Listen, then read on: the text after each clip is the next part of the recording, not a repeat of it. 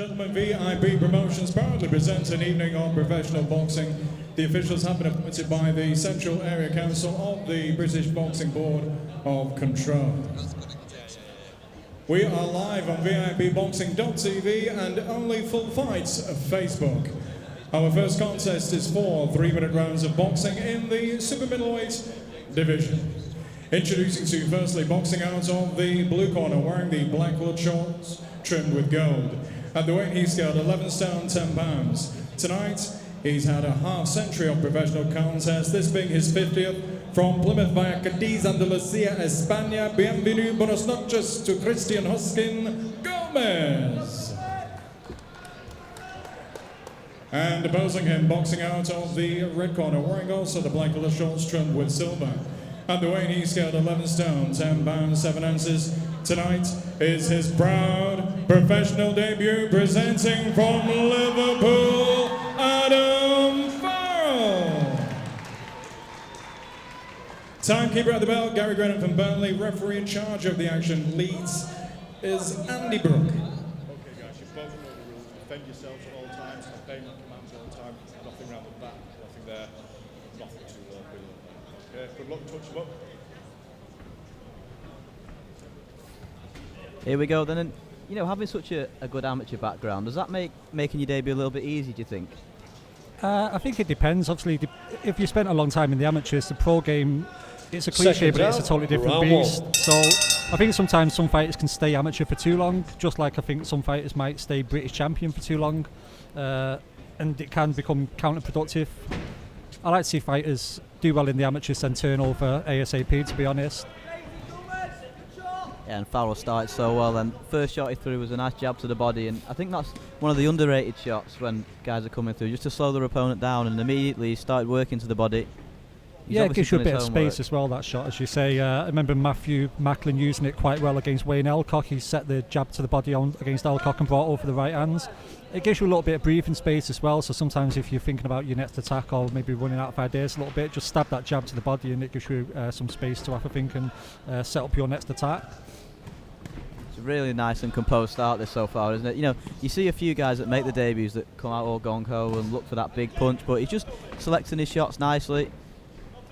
Yeah, as you say, nice shot selection. He took a left hook as well earlier in the round. Gomez spun him off the ropes with a left hook, so he's taken a punch himself, which is always good. A couple of clips there as well. He looks like one of these guys that's really picking his shots well in there. He's not wasted anything so far. Everything's landing on the target. Yeah, and he's got the nickname The Animal, so we'll be interesting to see if what kind of a beast he is in these fights and as he progresses. Obviously, there was an American fighter called Frank the Animal Fletcher who was an absolute beast. So Sam Eggington has got the same nickname, and usually indicative of someone who likes to have a bit of a fight.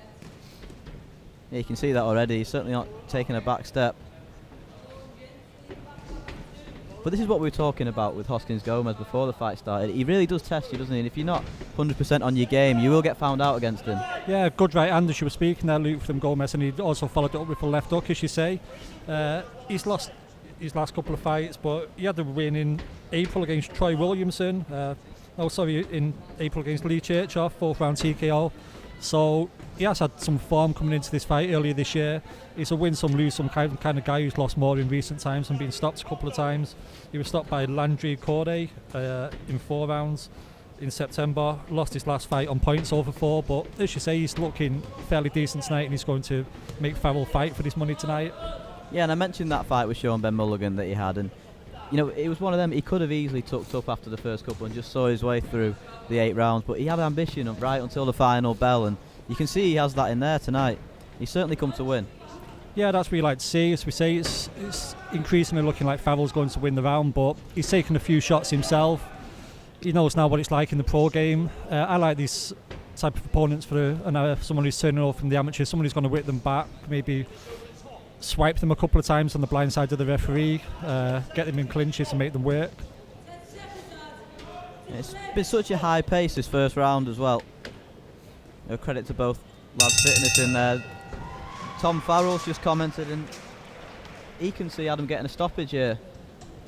He could do, yeah. He'd probably have to work towards stoppage, start really digging into his shots in the next round. The second round, maybe start throwing some of the body shots as well, looking to find the stoppage that way. It's certainly possible. But what you don't want him to do is to go all out for the stoppage as early as the second round. You want him to, like you say earlier, build on it with certain punches and see what happens. Yeah, and that was a perfect opener for him. Yeah, he won that round, got punched a couple of times, so it shows him that what the pro game is about. And ideally, when you make that transition, you want to bring the skills that you've accrued in the amateur code, but you also want to learn how to bully people, knock them about in the professional game. So I like to see debut fighters within the first 4 or 5 fights have a few bruising encounters. Yeah, and he was just showing glimpses of that amateur pedigree throughout that first round. Seconds out. Yeah, it's good to have those 2. skills. It gives you something to build on as well. And for your trainer as well, it's a good thing. It gives them something there. They know that they've got the tools there at their disposal to start crafting a really good, rounded professional fighter.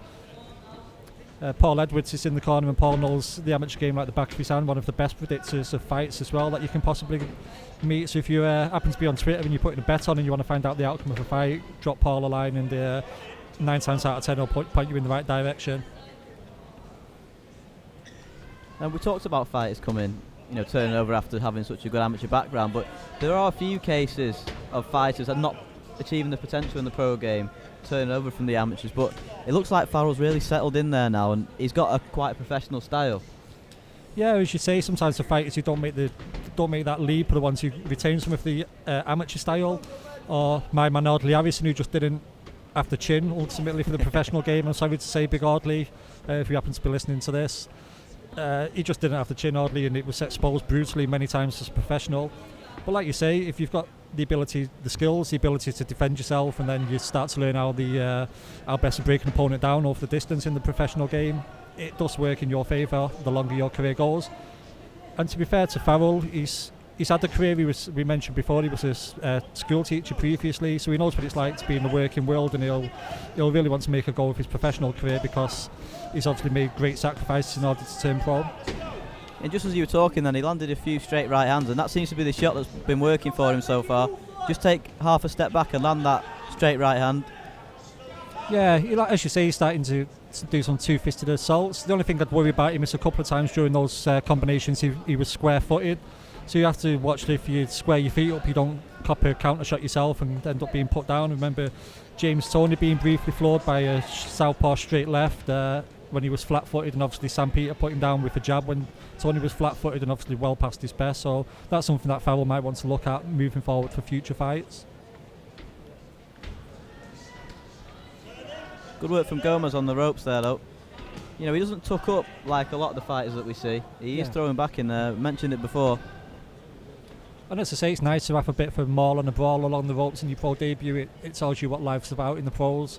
We used to have a class of journeymen maybe 5-10 years ago. We used to say we were really adept at covering up and making prospects miss a lot of shots, and the prospects that stood out, people like Kieran Farrell a couple of years ago when he turned pro, he absolutely battered his opponent to the body and head.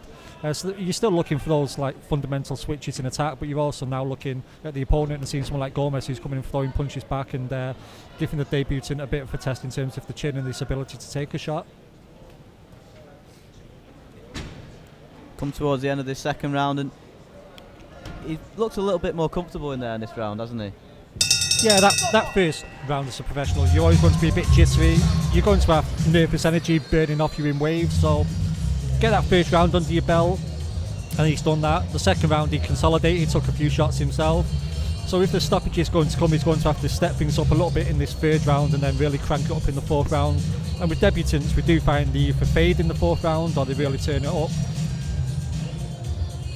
Yeah, just looking at him in the corner there, he does look nice and relaxed, not breathing too heavily. And like you said, it's been such a high pace these first 2 rounds. You wouldn't forgive either man having a little bit of a break in this third session, but I doubt that's going to happen. Yeah, that's unlikely. I reckon in this third round we're going to see Farrell try to step it up again. If he is going to go for the stoppage, like I said in the second round, maybe a few body shots, a few combinations. Try not to come square on, not to leave himself exposed, and see what he can build from that. And just for anyone watching the show tonight, as part of the Black Friday promotions, VIP boxing equipment designed by Jamie Moore is offering 30% off all boxing gloves and training equipment with the code VIPTV30. So that's 30% of the range of boxing equipment designed by Jamie Moore, and that's available up to and including Black Friday. So get on that as soon as possible, and we'll be reminding you about that code throughout the night. And if you're lucky, I might even tweet it on the way home and get Jamie himself to retweet it. But back to the in-ring action again. Farrell, good couple of jabs there, and he tried throwing a few hooks in there, left hook to the body, so maybe he's going to come out this round and try working towards a stoppage. He's got to be careful though. Gomez landed a couple of uppercuts with his right, and there's another one. That seems to be the shot that's working for him. And I think you forget about Gomez, he's only 23, he's still a young man himself, so even though he's lost 38 fights, won 7, drawn 4, he's still a bit of a spring chicken in many respects, and he's still got the spunk and ability to throw his own shots and try and cause the occasional upset. Yeah, and he seems to have been around for ages, doesn't he? Yeah. On these shows. And like we said, it's not like it used to be. If you cause an upset or two, the phone would stop ringing and you won't get any assignments. These days, if a journeyman brings an upset, they still might be out the next week or the following week.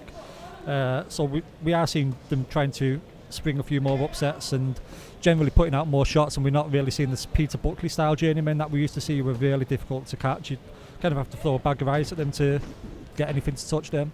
I'll tell you what, Farrell must be hitting quite hard in there, because the last 30 seconds or so, Hoskin's really slowed his work rate down, and he's just comfortable to tuck up now and try and avoid some of the shots that are coming in from Farrell. Yeah, and the shots that he's putting out himself are clipping shots. He tried the right uppercut there, but even that left hook that he kind of clubbed in, it didn't have the velocity that he was showing in the shots in the first round.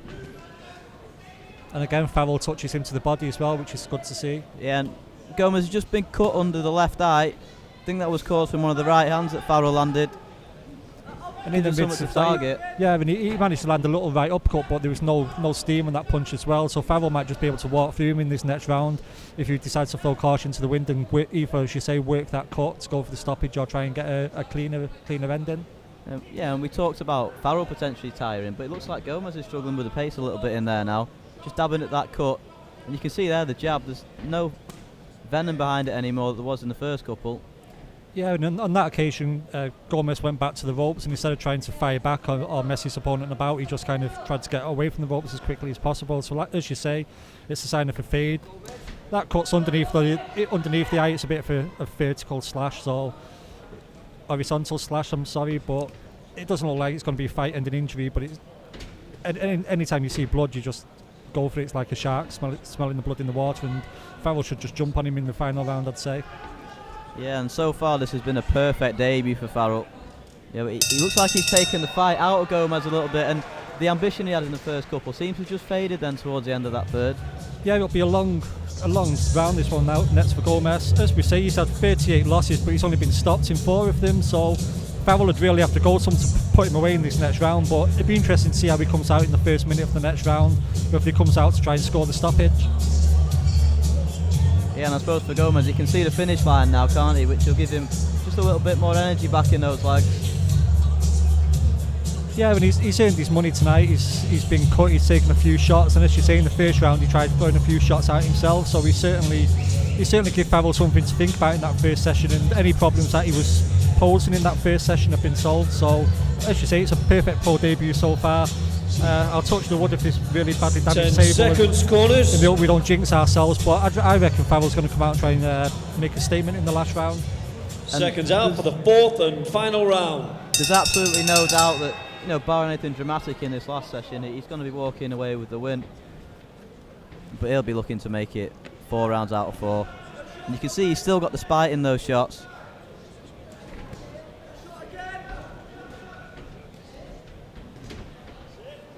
Yeah, nice left hook to the body went in, and again as well, just as I spoke. So he's invested in the body attacks from the second round onwards, particularly in the third and now the fourth.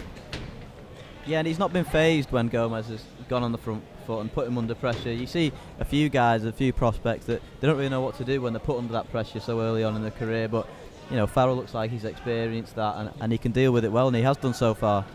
Yeah, and you want that, as you say, you want to have some pressure in, at least within your first 10 fights. You want to have different scenarios that you have to face. You don't want to get to 15 fights or maybe a title fight, and that's the first time you've been in a bit of a bad spot. Yeah, and he took a couple of right hands there, Farrell, and came back with a left hook of his own that landed well. Yeah, and again the left hook to the body. That's probably been his best weapon so far throughout this fight. As you say, the jab to the body early, and now he's switching that to the left hook to the body. So the fact he's switching his attacks between the body and head shows that he's got some ring intelligence. Yeah, and he's not telegraphing those body shots either, is he? Just when he's in range, he's just touching to the body. Most effective type of shots that he's throwing. There's another left hook that's landed. Yeah, we've said it many times on these shows. We've seen fighters who telegraph, in particular, the right uppercut. They already try and bring out an Hollywood shot that you can see coming from a mile away. So you want fighters to kind of not develop those bad habits early in the career, because once you get an habit early in the career, it's really hard to break it as the career progresses.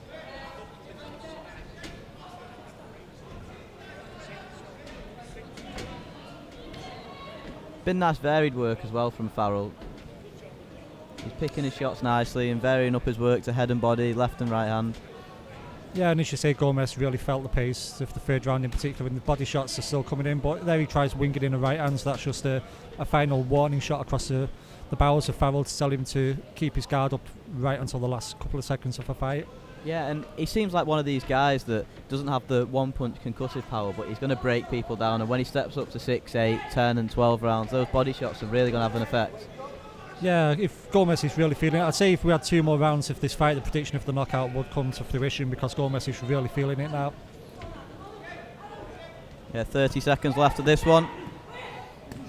And I think Farrell will be pretty happy with how this one's gone. We've come to a close in the 4th. Yeah, obviously there'll be a bigger test ahead, but getting your pro debut out of the way is probably one of the biggest tests you'll have in your career until you meet someone of note or fight for the title.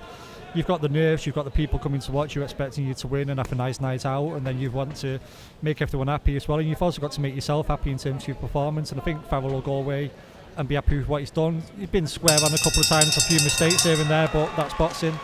Yeah, there's certainly a few things to learn, but that's as good as the debuts you're going to see from anyone against a real tough opponent. And you can see Gomez in the corner there. He was struggling with that pace after 4. Yeah, he was feeling it, Gomez, especially that 4th round, as you say. The body shots have kept coming as well, and he was struggling for breath at times in that round, so he's having a well-deserved rest after that 4-rounder, and the fact he's not been stopped means that he can bounce into another opportunity in the next couple of weeks if the phone rings, although that cut is probably going to require a bit of work as well, so that's a bit of a shame for him. But Farrell won't care, he's won the fight, and that's all that's going to matter to him. And we'll have that formally announced now by Michael Pass, sorry. Close. He's Manchester's Michael Buffer. Yeah, I thought our budget had increased by a good few £1,000 there for the moment. But I'm sure Michael Buffer can't do Elvis as well as Michael Pass. I don't think anyone in Oldham can do it as well as Michael does it.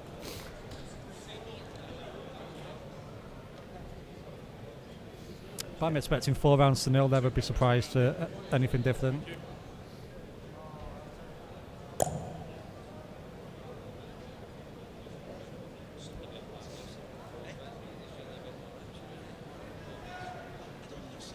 Ladies and gentlemen, after 4 hard-fought rounds of boxing, referee Jamie Kirkpatrick, scoring for Andy Brooke, has to judge this particular contest 40 points to 36 points for your winner on his brand professional debut, Adam Farrell.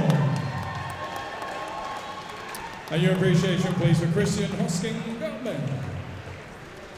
So thanks to the Oldham's equivalent of Michael Buffer there, we've got the particulars, and as we suspected, 4 rounds to 0, you can't really complain with that. And as you say, it's a nice pro debut.